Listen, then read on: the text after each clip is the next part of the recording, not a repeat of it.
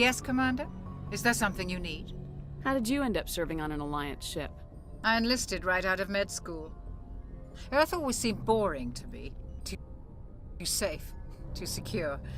I figured the colonies were teeming with exotic adventure. I wanted to travel the stars, tending the wounds of tough soldiers with piercing eyes and sensitive souls.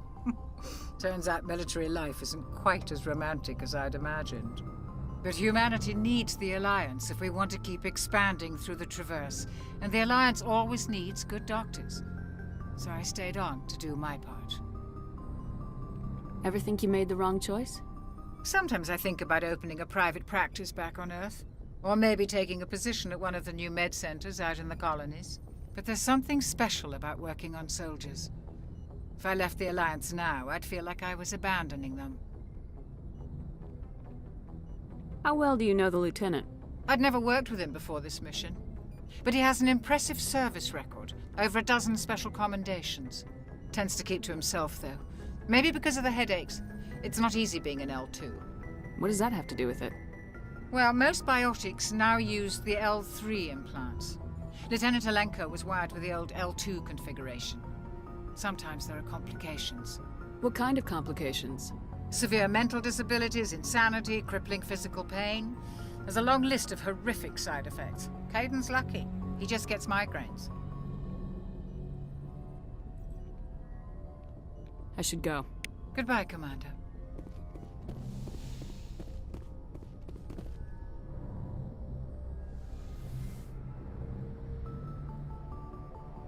Commander, are you coming to check up on me? You look much better. How are you feeling? Dr. Chakwas assures me I am going to be fine. I was impressed with her knowledge of Asari physiology. You're in good hands. Dr. Chakwas knows what she's doing. I never properly thanked you for saving me from the Geth, Commander. If you hadn't shown up... I'm just glad we got there in time. So am I. I know you took a chance bringing me aboard this ship. I have seen the way your crew looks at me. They do not trust me. But I am not like Benezia. I will do whatever I can to help you stop Saren. I promise. Don't worry, Liara. I trust you. I know you won't let me down. It means a lot to hear you say that, Commander. Thank you. Do you know why Benezia joined up with Saren? I don't understand it. She was always outspoken about the need for the Asari to become more involved in shaping galactic events. Maybe she thought allying herself with Saren would somehow be for the greater good in the long run. At least I hope so. This hurts you, doesn't it? None of this makes any sense to me. I have not spoken to Benezia in many years, but I know her, and this was not like her. Something changed. I'd like to know more about the Asari. We were the first species to discover the Citadel. We were instrumental in forming the Council, and we always strive to be the voice of peaceful cooperation in galactic disputes. My people believe we are all part of a single galactic community. Each species contributes something to the greater whole. Although we seek to understand other species, it seems few of them seek to understand us. The galaxy is filled with rumors and misinformation about my people.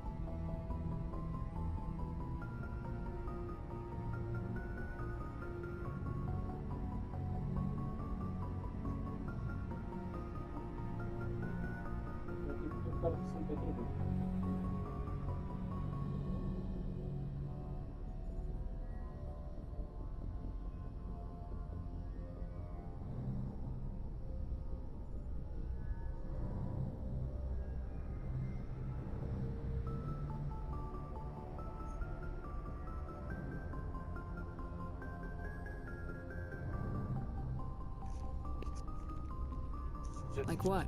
Most of the inaccuracies are centered around our mating rituals. My species is monogendered. Male and female have no real meaning for us. We still require a partner to reproduce. This second parent, however, may be of any species and any gender.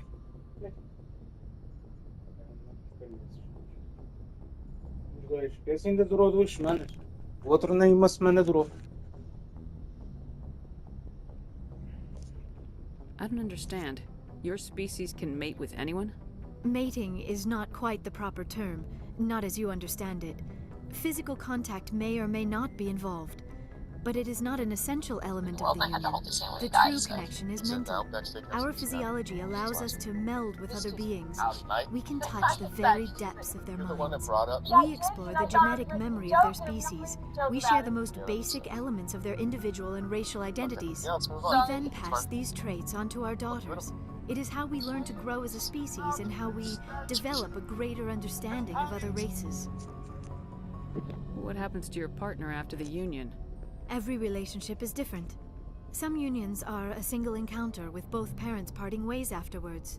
Others can be more long-term. Sometimes an Asari and her partner will stay together for many decades. Do you know who Matriarch Benezia chose as her partner? She rarely spoke of her partner. Though I know my father, if you want to use that term, was another Asari. Benezia never told you her partner's name? Union with our own kind is no longer common, not for the purposes of reproduction. Most Asari believe it weakens our species. Asari daughters inherit racial traits from the father species. If both parents are Asari, then nothing has been gained, or so conventional wisdom would hold. I am what is sometimes called a pureblood, though no Asari would ever be cruel enough to say the word to my face. It is a great insult among my people. It is possible Benezia's partner was embarrassed by their union.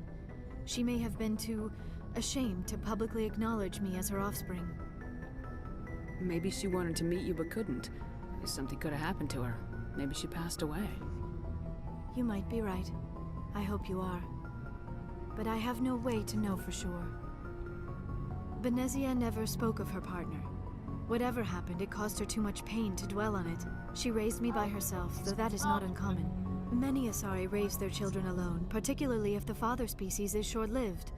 Often the partner will pass on long before the child reaches maturity. Ai, gente, não sei se é só a mim que acontece, mas eu tô bastante medo.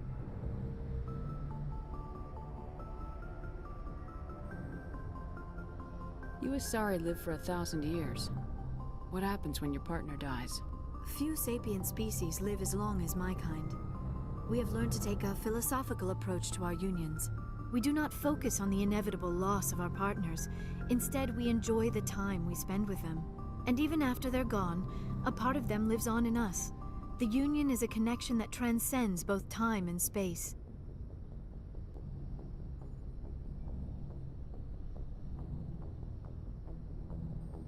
I should go. Goodbye, Commander.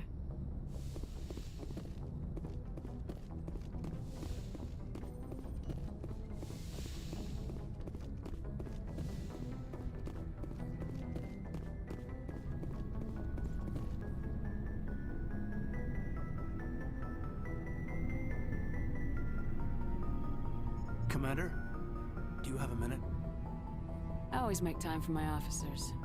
Off the record, I think there's something wrong here. This Saren is looking for records on some kind of galactic extinction, but we can't get backup from the Council? Sorry, Commander. There's writing on the wall here, but someone isn't reading it. The Council doesn't want to believe anything's wrong. I'd call it human nature, but... I hear you. It just seems like a group that's been around as long as the Council should see this coming. I mean, it's funny, we finally get out here, and the final frontier was already settled. And the residents don't even seem impressed by the view. Or the dangers. Well, well. You're a romantic. Did you sign on for the dream, Malenko? Secure a man's future in space?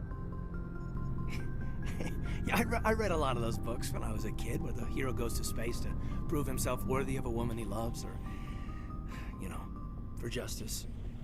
Maybe I was a romantic in the beginning, but I thought about it after brain camp. Sorry. Biotic acclimation and temperance training. I'm not looking for the dream. I just want to do some good. See what's out here. Sorry if I got too informal. Protocol wasn't a big focus back in Bot.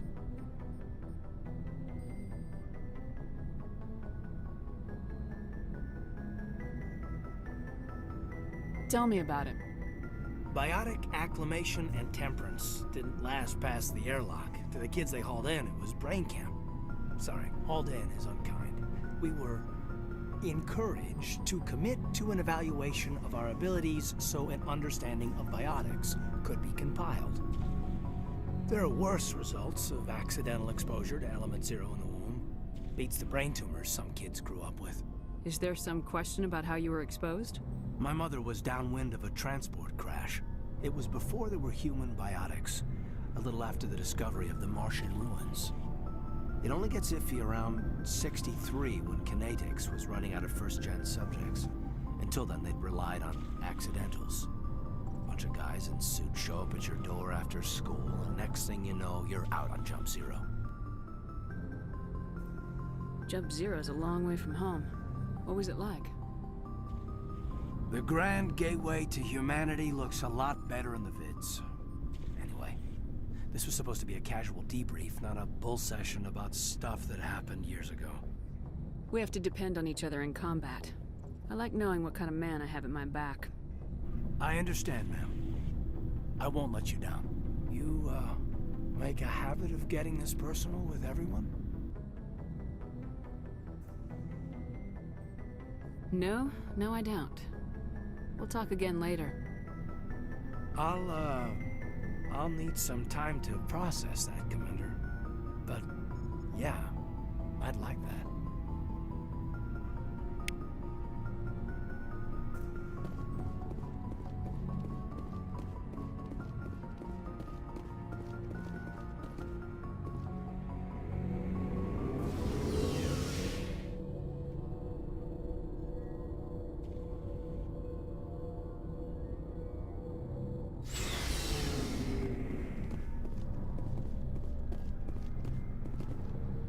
Sheppard, what can I do for you?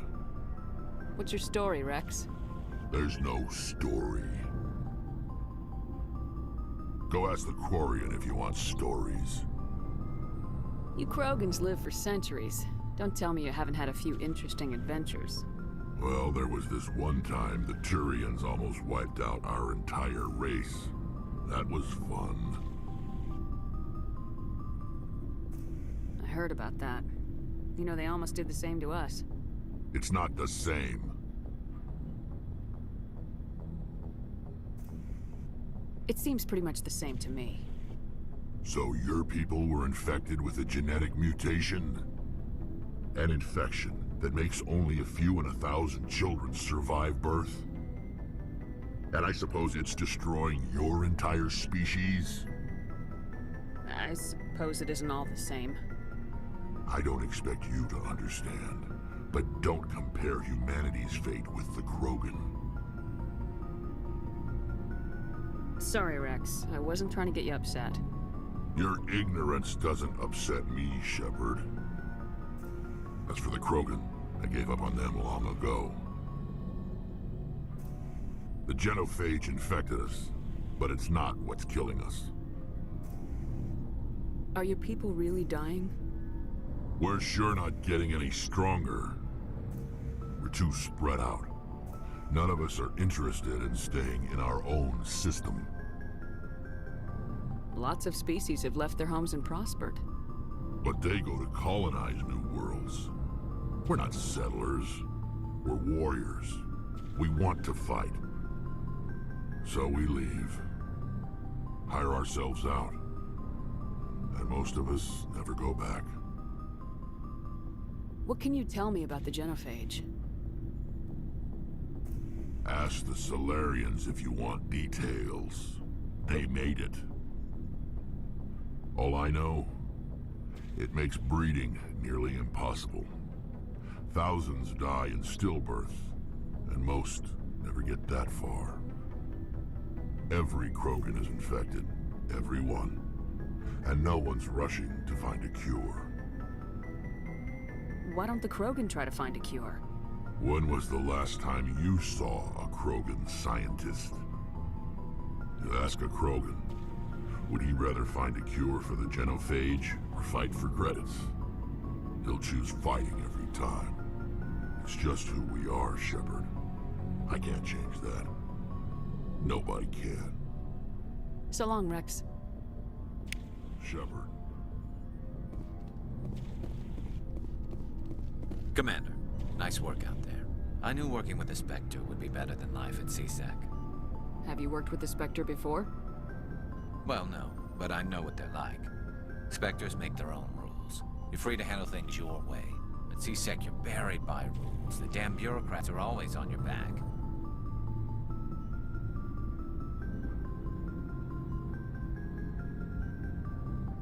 For the most part, the rules are there for a reason. Maybe. But sometimes it feels like the rules are only there to stop me from doing my work. If I'm trying to take down a suspect, it shouldn't matter how I do it, as long as I do it. But CSEC wants it done their way. Protocol and procedure come first. That's why I left.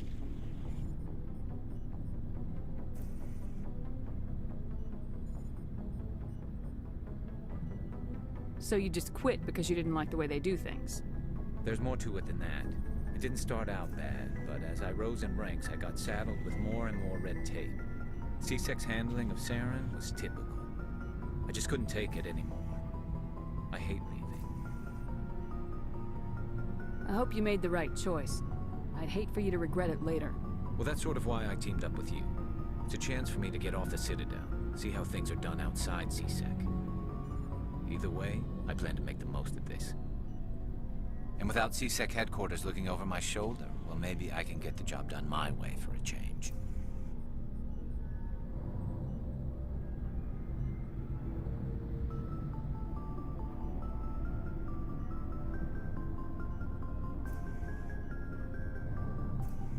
If getting the job done means endangering innocent people, then no. We get the job done right, not fast. Got it? I wasn't trying to... I understand, Commander.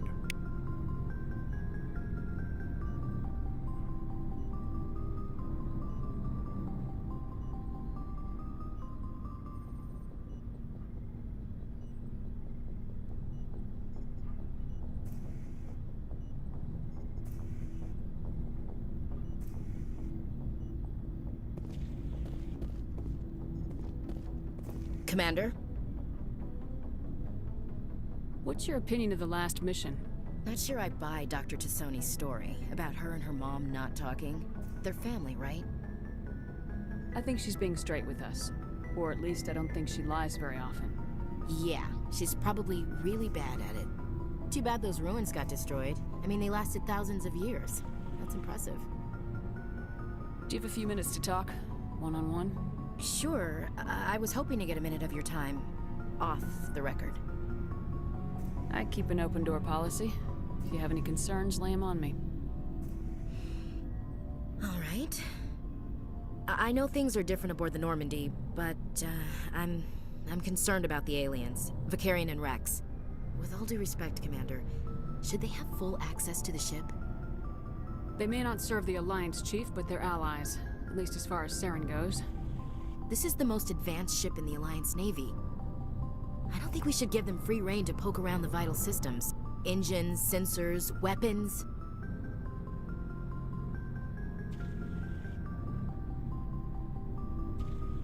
You don't trust the Alliance's allies? I'm not sure I'd call the Council races allies. We, humanity, I mean, have to learn to rely on ourselves.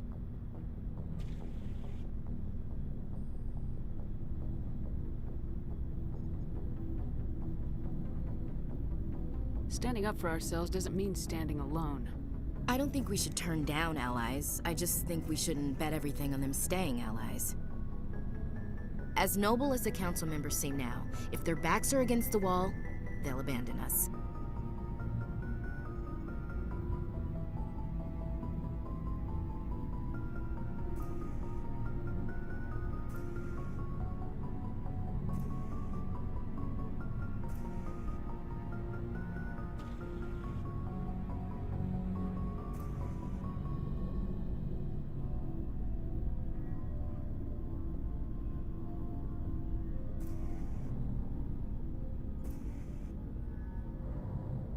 You got a pessimistic view of the universe, Williams.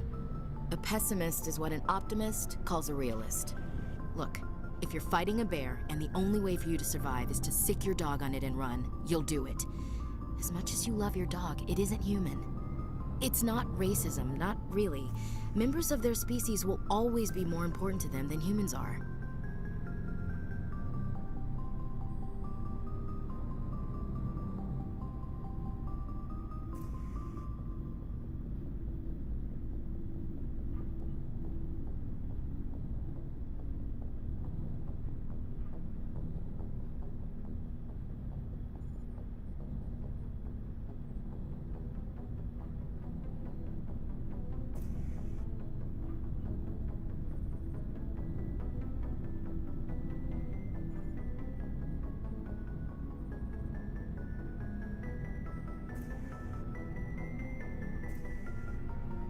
These seem like deeply held beliefs, Williams.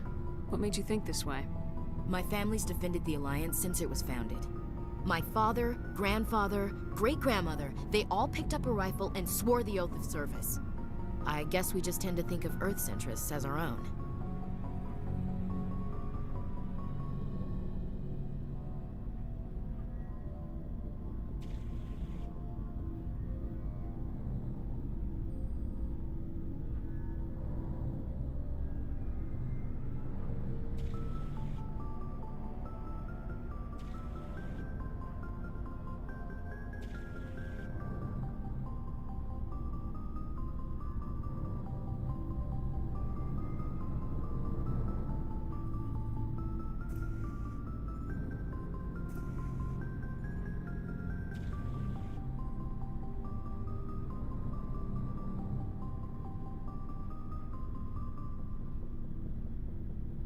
All right, I can see where your concerns are coming from, Williams. But this is a multilateral mission. You're gonna have to work with aliens, like it or not. It won't be a problem, Commander. You say jump, I say how high. You tell me to kiss a Turian, I'll ask which cheek.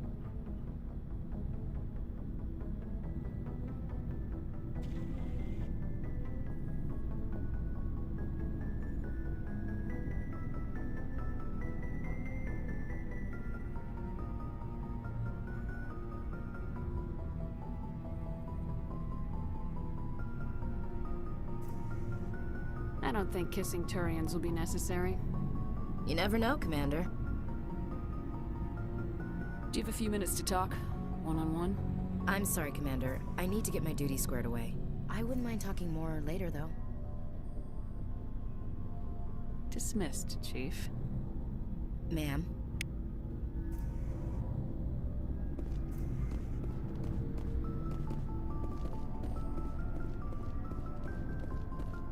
Hey, Commander. Looking for some extra supplies before you head out? What have you got? Whatever you want. Armor, weapons, mods. It's not standard Alliance issue, but that's not necessarily a bad thing. Well, as long as you don't mind paying for it. Why should I pay you for my weapons and armor?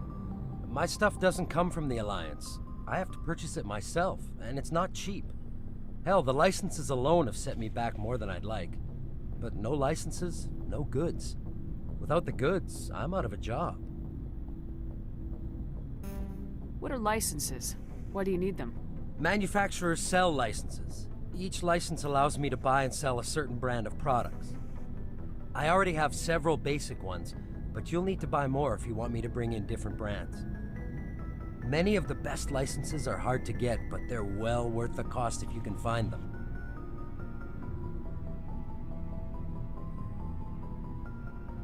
How often will you get new items? Well, that depends on how many licenses you've purchased. But I'll rotate items on a regular basis regardless. And anytime we land someplace with a big enough port, I'll buy, sell, and trade whatever I can. Check back often. I need to move items quickly, so only the most basic items will be stocked consistently. Let's see what you got. You bet, Commander.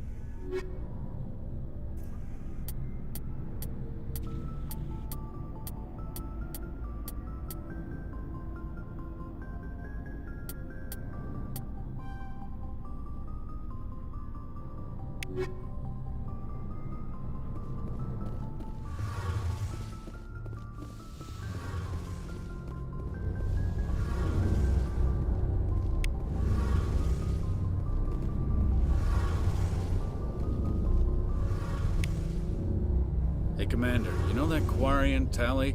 She's been spending all her time down here asking me about our engines. I'll tell her to leave you alone. What? No, she's amazing. I wish my guys were half as smart as she is. Give her a month on board and she'll know more about our engines than I do. She's got a real knack for technology, that one. I can see why you wanted her to come along. I figured she'd be a real asset to the team. You got an eye for talent, Commander, but I'm guessing that's not why you came down here. Carry on, Adams. Aye, aye, Commander. Your ship's amazing, Sheppard. I've never seen a drive core like this before. I can't believe you were able to fit it into a ship this small. I'm starting to understand why you humans have been so successful. I had no idea Alliance vessels were so advanced. The Normandy's a prototype, cutting-edge technology. A month ago, I was patching a makeshift fuel line into a converted tug ship in the flotilla. Now, I'm sitting on board one of the most advanced vessels in Citadel space. I have to thank you again for bringing me along. Traveling on a vessel like this is a dream come true for me. I had no idea you found ship technology so interesting. It comes with being a Quarian. The migrant fleet is the key to the survival of my people. Ships are our most valuable resource. But we don't have anything like this. We make do with cast-offs and second-hand equipment. We just try to keep them running for as long as we can. Some of the fleet's larger vessels date all the way back to our original flight from the Geth. I can't believe your fleet's still using ships that are 3 centuries old. They're constantly being repaired, modified, and refitted. They aren't pretty, but they work. Mostly. We've tried to make ourselves as independent as possible on the flotilla. Grow our own food, mine, and process our own fuel. But some things we just can't make on our own. A patch to maintain the hull integrity requires raw materials we just don't have. That's why our pilgrimages are so important. I want to know more about the pilgrimage. When my people reach maturity, we leave our birth ships and seek acceptance with a new crew. It's necessary to maintain genetic diversity among the fleet. But no ship wants to accept someone who will be a burden on them. So, to prove our worth, we embark on a pilgrimage. We set out alone, leaving the flotilla and our families behind us. We only return once we have found something of value we can bring back to the fleet. This is presented as a gift to the captain of the respective ship we wish to join. If the gift is accepted, we are welcomed into the crew. Can a captain choose to reject the gift? That doesn't happen often. Most captains are eager to increase the size of their crew. It increases their own standing in our society. Even when a gift is not particularly valuable, the captain usually accepts it out of a sense of tradition. However, there is a stigma to presenting a substandard gift. It's not the best way to make a good impression on a new community. Most pilgrims don't return until they find something worthwhile.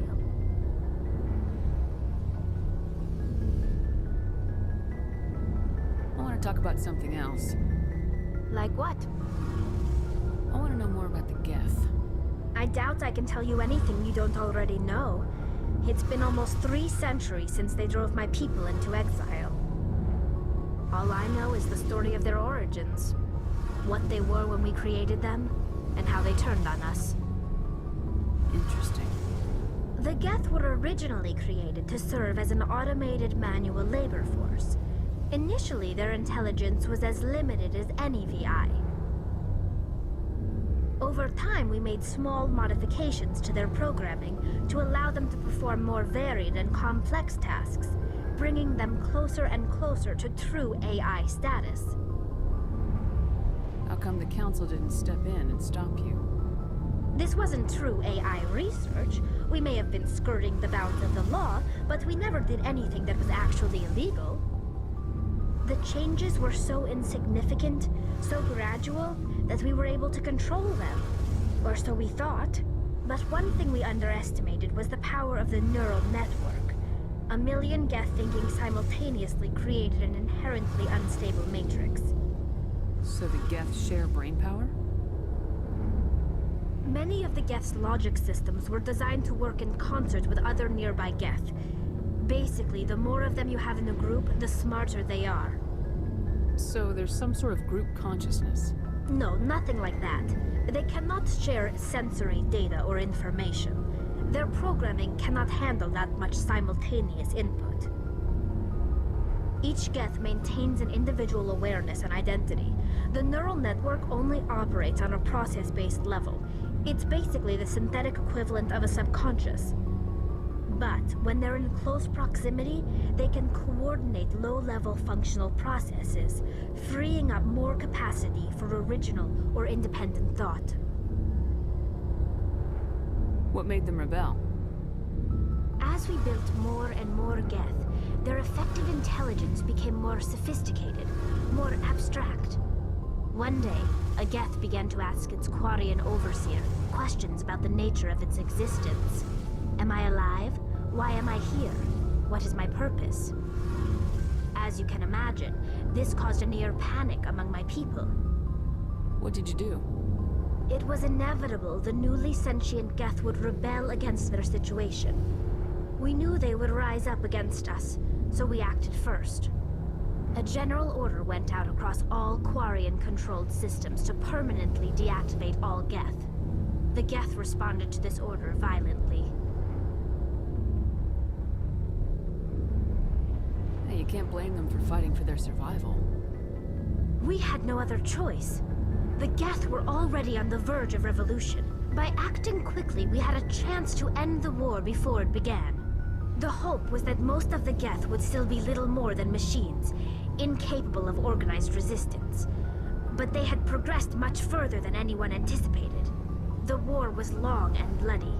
Millions upon millions of Quarians died at their hands. In the end, we were forced to flee our own homeworld. We feared the Geth would pursue us, but they never came beyond the Veil. Now we drift through space, exile searching for a way to reclaim what was once ours.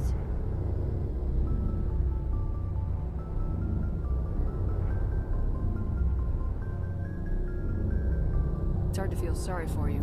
Your ancestors tried to wipe out another species. We made a mistake when we created the Geth in the first place, but we did not make a mistake when we went to war against them. If we had not acted, they would have wiped us out. They're a synthetic life form. They have no use for organics. None. Why do you think they cut themselves off from the rest of the galaxy? Why do you think they've killed every organic being who's ever tried to contact them?